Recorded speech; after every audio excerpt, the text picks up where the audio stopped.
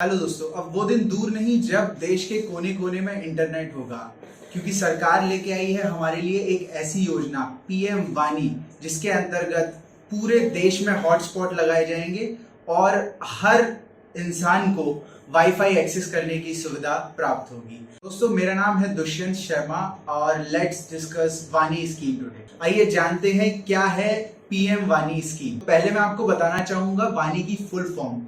वानी की full form है वायरलेस एक्सेस नेटवर्क इंटरफेस। वानी एक ऐसी स्कीम है जिसके अंतर्गत कोई भी किराने की दुकान, चाय की दुकान, रेस्टोरेंट, मॉल या कोई भी सेंटर्स अपने आप को एक वाईफाई एक्सेस पॉइंट में बदल सकते। वानी स्कीम का मेन गोल ये है कि कोई भी इंटरनेट यूजर जो इंडिया में इंटरनेट एक्सेस करना चाहता है वो इन सब पॉइंट्स जो वाईफाई एक्सेस पॉइंट्स हैं इन पे जाके वाईफाई कनेक्ट करके खुद इंटरनेट एक्सेस कर सकता है अपने मोबाइल या लैपटॉप में अपने पर्सनल यूज के लिए। आइए डिस्कस करते हैं उन 4 वानी के एलिमेंट्स को जो इस प्लान को एग्जीक्यूट करेंगे और इस स्कीम को सक्सेसफुल बनाएंगे। तो पहला एलिमेंट है पीडीओ, पब्लिक डेटा ऑफिस। कौन है ये पब्लिक डेटा ऑफिसेस? तो हर जो शॉप या कोई भी स्टोर या किराने की दुकान जिसके बारे में अभी हमने बताया, जो वाईफाई हॉटस्पॉट को एक्सेस पॉइंट बना सकते हैं, वो ये प्लेस होंगे जो पीडीओ के लिए अप्लाई करेंगे। इसका कोई एप्लीकेशन का प्रोसेस नहीं है, कोई रजिस्ट्रेशन का प्रोसेस नहीं है। कोई भी शॉप खुद को वाईफाई का एक्सेस लेके किसी भी इंटरनेट सर्विस प्रोवाइडर से वो अपने आप को वानी का एक्सेस पॉइंट बता सकते हैं और किसी भी इंटरनेट यूजर को वो वाईफाई या इंटरनेट की सुविधा प्रोवाइड कर सकते हैं। दूसरा एलिमेंट है पीडीओए, पब्लिक डेटा ऑफिस एग्रीगेटर्स। ये वो एग्रीगेटर्स हैं जिनके अंदर एक पूरा ग्रुप आएगा पीडीओस का, और जो इनके अंदर पीडीओस हैं ये उनको सुपरवाइज करेंगे और इनके यूजर्स की अकाउंटिंग एंड ऑथराइजेशन का ध्यान रखेंगे। तीसरा एलिमेंट है ऐप प्रोवाइडर्स। ऐप प्रोवाइडर्स वो हैं जो एक एक्सेस प्रोवाइड करेंगे यूजर को, जहां वो खुद को रजिस्टर करके इंटरनेट एक्सेस कर सकता है। ऑल्सो उस ऐप के थ्रू वो अपना नियरेस्ट एक्सेस प्रोवाइडर ढूंढ सकता है। जो भी पीडीओ होगा वो लिस्टेड रहेगा इन एप्स में और वो जाके वहां पे अपने इंटरनेट को एक्सेस कर सकता है। ऐप प्रोवाइडर्स ऑथेंटिकेशन भी प्रोवाइड करेंगे इंटरनेट यूजर्स को। चौथा एलिमेंट है सेंट्रल रजिस्टर। सेंट्रल रजिस्टर के अंदर पीडीओ, पीडीओए एंड ऐप प्रोवाइडर्स का डेटा मेंटेन रहेगा और ये इंफॉर्मेशन जाके सीधे सीडीओटी में सबमिट रहेगी। सीडीओटी वो विंग है डिपार्टमेंट ऑफ टेलीकम्युनिकेशन की जो इस सारी स्कीम को मैनेज करेगी। अब बताते हैं किस किस को ये रजिस्ट्रेशन, वानी रजिस्ट्रेशन प्रोसेस करना होगा। पीडीओ, पब्लिक डेटा ऑफिसेस को किसी रजिस्ट्रेशन की जरूरत नहीं है, वो बिना रजिस्ट्रेशन सिर्फ एक्सेस लेके अपना काम स्टार्ट कर सकते हैं। बट पीडीओए एंड ऐप प्रोवाइडर्स को ये रजिस्ट्रेशन लेना होगा। सफिशिएंट डॉक्यूमेंटेशन और एप्लीकेशन सबमिट करने के बाद ऑनलाइन ही उनको ये रजिस्ट्रेशन ग्रांट हो जाएगा विद इन 7 डेज।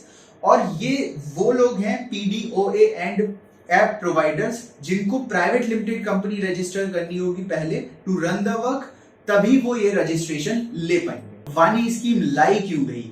तो सबसे पहला पॉइंट तो ये है कि अगर सरकार हर जगह वाईफाई एक्सेस पॉइंट खुद निर्वाहित करना चाहेगी तो काफी महंगा पड़ जाता है उनको ये सारी चीजें प्लान करना। तो इसलिए उन्होंने ये सारी चीजें इंप्लीमेंट कर दी शॉप्स पे, जिससे डेटा एक्सेस पॉइंट्स भी काफी सारे बन जाएंगे, इंफ्रास्ट्रक्चर का खर्चा भी बचेगा और लोग आसानी से सारे इंटरनेट एक्सेस कर पाएंगे। वानी स्कीम का एक और फायदा है कि सारी इंडिया की शॉप्स एक वाईफाई एक्सेस पॉइंट में कन्वर्ट हो जाएंगी, जिससे डिजिटल इंडिया के लिए एक और कदम बढ़ेगा। वानी स्कीम का एक सबसे बड़ा फायदा कि इंडिया में जैसे जैसे इंटरनेट यूजर्स की संख्या बढ़ रही है, रिक्वायरमेंट भी बढ़ रही है, तो ये स्कीम उन सारी रिक्वायरमेंट्स को फुलफिल करेगी और पूरा देश इंटरनेट इनेबल्ड होने के लिए तत्पर रहेगा। और वानी स्कीम का चौथा सबसे बड़ा फायदा ये भी है कि इंटरनेट सर्विस प्रोवाइडर्स जो इंडिया में है उनकी संख्या बढ़ेगी और उनके यूजेस की वजह से उनका सेल रेवेन्यू बढ़ेगा, जो सरकार को एक टैक्स प्रोवाइड कर देगा एजीआर के बतौर,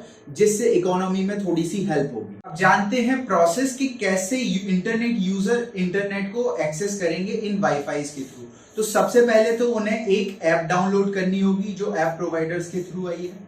उस ऐप में अपना लॉगिन क्रिएट करेंगे। लॉगिन क्रिएट करने के बाद उनको नियर बाय स्पॉट का पता चलेगा, वो उसे लोकेट करके वहां जाएंगे अपना प्लान और टैरिफ चूज करेंगे और उसके बाद वो इंटरनेट एक्सेस उसी ऐप के थ्रू इनेबल कर लेंगे। अब रजिस्ट्रेशन का प्रोसेस क्या है पीडीओए और ऐप प्रोवाइडर्स के लिए?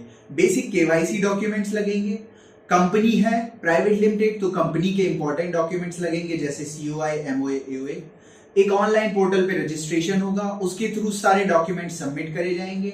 डॉक्यूमेंट्स का वेरिफिकेशन होगा, अगर सारी चीजें सही रहेंगी तो आगे बढ़ाया जाएगा प्रोसेस को और रजिस्ट्रेशन ग्रांट कर दिया जाएगा। अगर कोई रिवर्ट होगा तो वो भी देखा जाएगा। जानते हैं वानी स्कीम के कुछ इंपॉर्टेंट पॉइंट्स को। जैसे पहला पॉइंट ये है कि पीडीओ को 2 एग्रीमेंट करने पड़ेंगे। एक एग्रीमेंट वो इंटरनेट सर्विस प्रोवाइडर से करेगा क्योंकि वहां से वो इंटरनेट लेगा, और दूसरा एग्रीमेंट करेगा वो पीडीओए के साथ क्योंकि एग्रीगेटर उसको मैनेज करेगा, तो वो सारी टर्म्स एंड कंडीशन एग्रीमेंट्स में मेंशन रहेंगे। दूसरा इंपॉर्टेंट पॉइंट ये है कि जो टैरिफ प्लान्स होंगे इंटरनेट यूजर्स के लिए वो पीडीओ खुद डिसाइड नहीं कर सकता, वो डिसाइड करेगा पीडीओए। एग्रीगेटर्स प्लान डिसाइड करेगा टैरिफ के और जिसे इंप्लीमेंट करना होगा इंटरनेट यूजर्स के ऊपर पीडीओ के। अब तीसरा इंपॉर्टेंट पॉइंट ये है कि पीडीओए एंड ऐप प्रोवाइडर्स को एक सिंक्रोनाइज्ड वे में काम करना होगा ताकि ये इंटरनेट सुविधा आसानी से इंटरनेट यूजर्स तक पहुंचाई जा सके। वानी स्कीम उन सभी स्कीमों में से एक है जो देश को आगे बढ़ाएगा। अगर आपको इस स्कीम के बारे में और जानकारी चाहिए या फिर आपको कुछ ऐसे बिजनेस लाइसेंस और रजिस्ट्रेशन की जरूरत है तो रजिस्ट्रेशन वाला से कांटेक्ट करिए। हम हमेशा आपके साथ रहेंगे और आपको एक एक स्टेप के बारे में बताएंगे। ऐसी और वीडियोस की जानकारी के लिए और ऐसे वीडियोस के लिए प्लीज हमें सब्सक्राइब करिए और नोटिफिकेशन बेल पे क्लिक करिए।